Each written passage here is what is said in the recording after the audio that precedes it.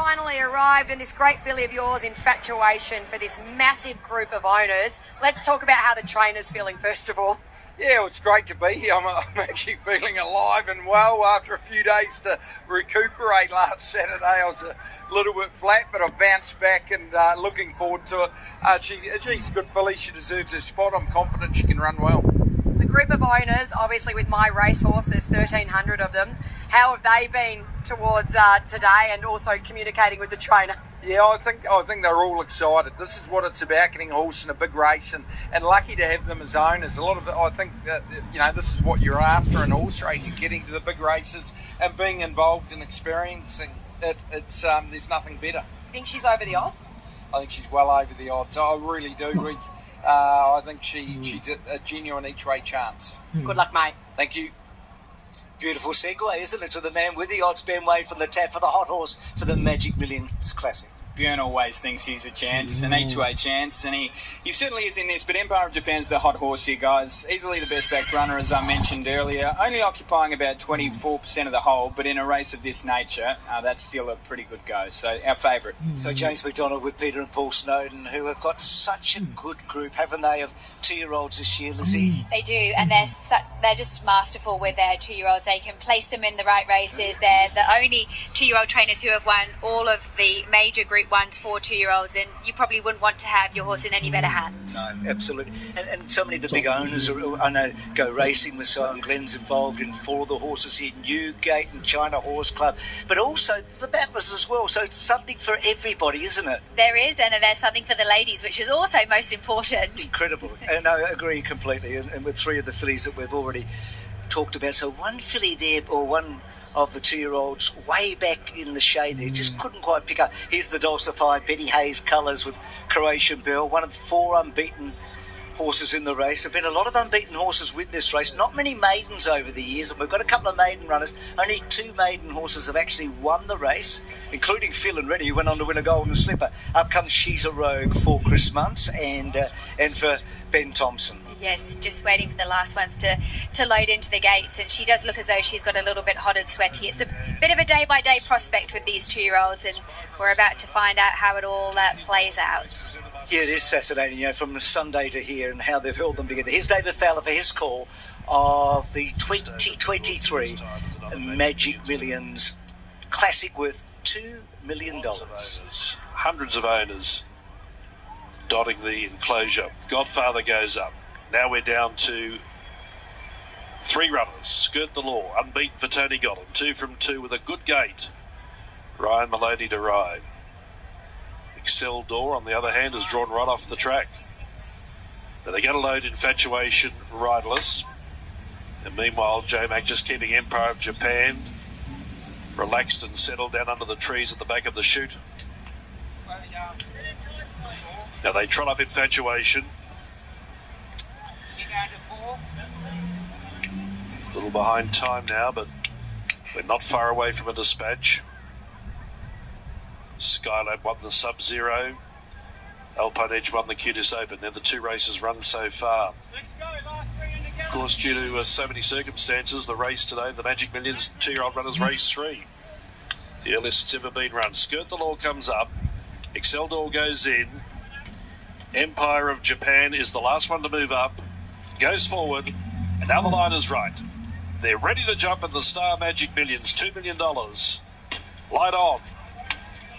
Ready. 16 to break from the gates. Racing. Skirt the Law on the inside began fast away was Royal Entrance and Violane quickly into stride. 4th away Infatuation, then Croatian Belle, followed by Sovereign Fun.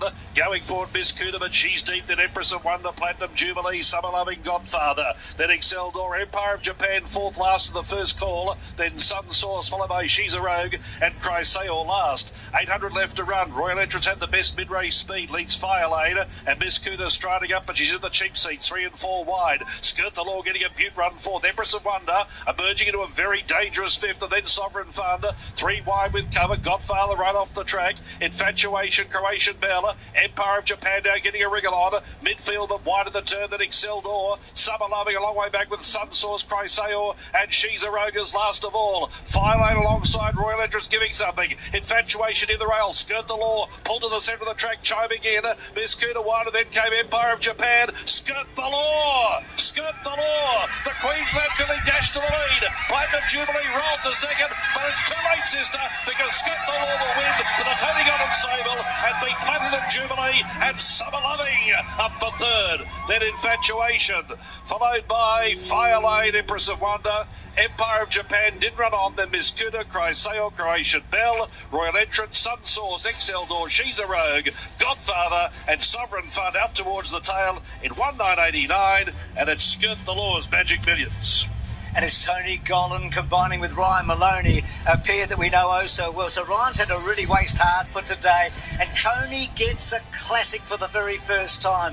And of course, women's syndicate winning the race. And also not one of the $1 million horses. When you look back on her purchase price, she was $170,000, so relatively reasonable, and she won so well, Bruce. Look at how she was back in the field. They saved her for one last run. I didn't think they went over quick in the early stages, and you could see how he worked into the race. She was so strong.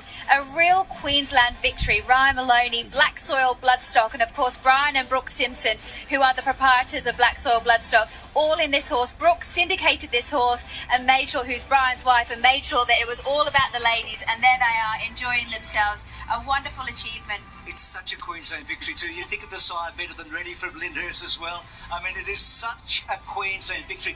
Lizzie, no horse has ever won this race with a 47-day break. So Karuta Queen had won it with 41. This filly hasn't raced for 47 days. Quite incredible. Tony was very confident. We heard him talking to Hamish on Saturday. He wasn't worried whether she had another week under her belt when the races were rescheduled, because he said he's absolutely cooking with gas at the moment. And you can see how well she was. Is she the 2-year-old now that emerges? Is she the real star? Because she's beaten some good ones.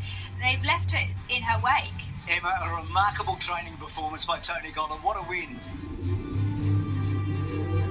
Tony, congratulations. What a superstar. That was extraordinary. Just beat some of the best company out of Sydney and put an absolute straight on. Yeah, she's bloody good, isn't she? She sort of always was keen to just lob out the gates and just try and get that right run. And early we ended up a little bit quickly. I was a bit worried where we were down on that fence, but we always felt wherever we landed would be quick enough to get to where we wanted to. And once he shouldered, it was Cooter out of the way. She sprinted like a very good filly. Coming up against that Sydney company today that everyone had well in the market, I'm guessing you knew your filly was probably better than them. Oh, look, we haven't raced for nearly 7 weeks, I think, now. You know, we're lucky we come down here for that trial, and I didn't show it, but I was a little bit edgy, waiting a few more days. We were further away from that last run and all that sort of jazz, but you've got to have faith in your horse, and had plenty of faith in her today, and she's done everything right all prep. Have a look at her today, she was super. What about the group of women in the ownership? They get the bonus as well. And wife Jane?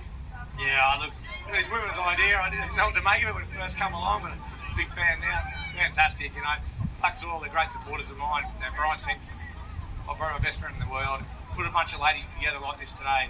Pretty amazing. They started daring to dream after her first start. The group chat started lighting up about getting here and all that. And it's just been a great journey to watch, and just so glad we can put the icing on the cake today. Congratulations, mate. That's a great thrill, I'm sure. Oh, probably right up there with the biggest thrill I've ever had in racing today. Thank you. Oh, mate, so happy for you.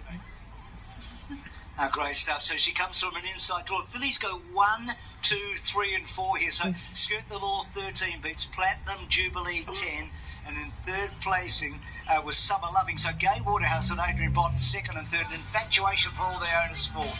A brilliant victory. As Lisa said, maybe this is the filly that absolutely emerges now. 4 races like a golden slipper. We're going to hear from Ryan Maloney with Emma right after this.